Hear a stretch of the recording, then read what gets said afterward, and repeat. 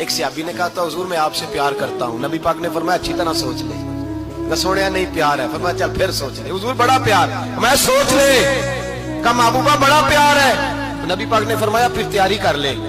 جس طرح گہری جگہ پہ پانی تیزی سے آتا ہے تیری طرف مشکلات بھی تیزی سے آئیں گی. تیزی سے. یہ شہادت کا ہے الفت میں قدم رکھنا. لوگ آسان سمجھتے ہیں مسلمان ہونا. ذرا اچھی طرح سوچ لے. جو مجھ سے محبت کا دعویٰ کرے گا اسے تکلیف ہے.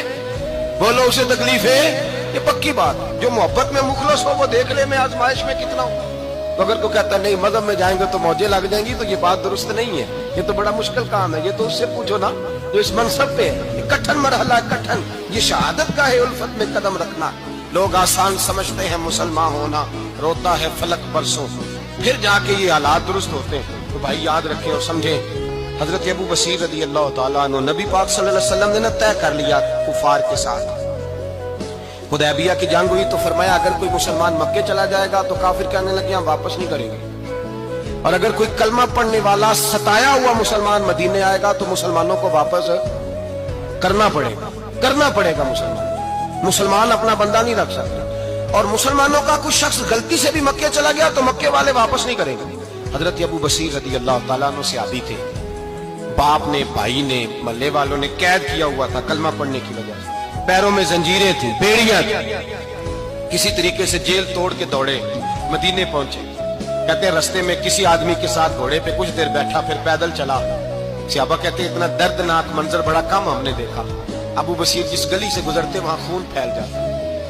ان کی ٹانگیں خون سے کٹتی وہ زنجیریں بندھی ہوئی در رسول پہ. حضور میں بھاگ کے آیا ہوں. کہتے ابھی نبی پاک صلی اللہ علیہ وسلم ان کی بات سنی رہے تھے کہ پیچھے سے قریش کے 2 سپاہی بھی آ گئے.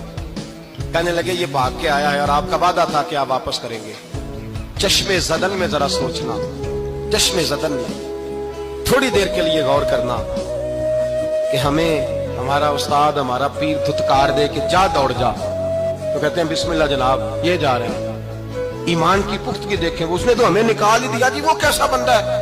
یہاں تو کسی کے یہاں کوئی فاتحہ پڑھنے نہ جائے تو لوگ بگڑ جاتے ہیں. کہتے ہیں اس نے اسلام نہیں لی فاتحہ نہیں پڑھی بس ختم. اس کو احساس ہی نہیں.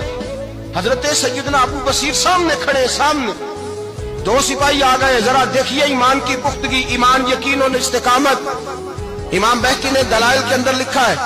فرماتے ہیں نبی کریم صلی اللہ علیہ وسلم نے ان کی طرف دیکھا تو حضور کی مقدس آنکھیں آنسوؤں سے بھر گئی. حضور نے فرمایا ابو بصیر تیری تکلیف مجھے نظر آ رہی ہے پر میں نے وعدہ کیا ہوا.